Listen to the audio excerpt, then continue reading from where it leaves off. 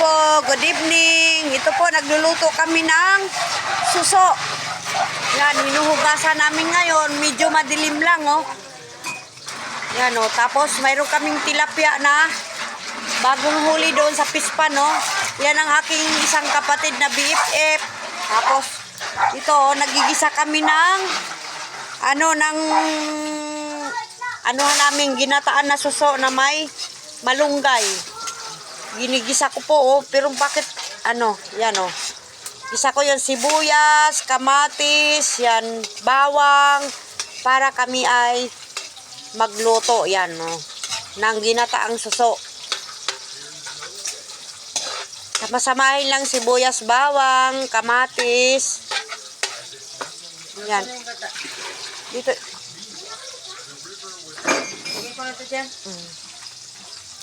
Dito sa aking magikalan, yan, nilagay na yung suso, yan, oh.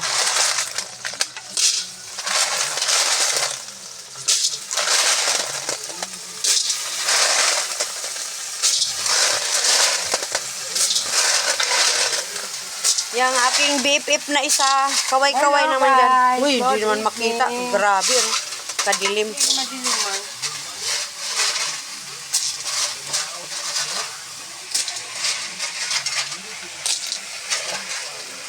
Ang kamera to, nasa flashlight ko na. Ano na yung gata? Ilan gata? Dalawang beses? Oh, konti. Ayan na, oh, gagata na. Pipigain na yung gata para maging masarap ang aming luto ngayon yan, oh. Yan.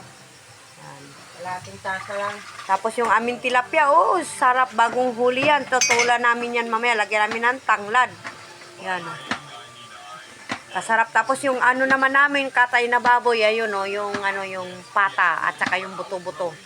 Para mayroon kaming sabaw para bukas sa umaga. Isasabaw namin yan. Lagyan ng repolyo. Yan. Yan. Sarap, ano. Halukayin ko na yung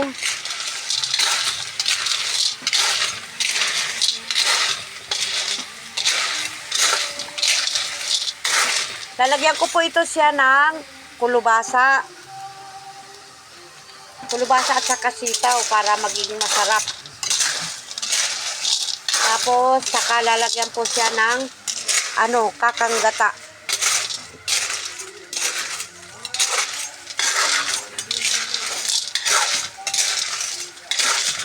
Ang dami itong niluluto namin. Tara, samahan nyo kaming kumain, no? Ito yung salante? Oh, mga 2 kilo siguro yan, no? Na suso. Thank you for watching. Happy viewing. Salamat po.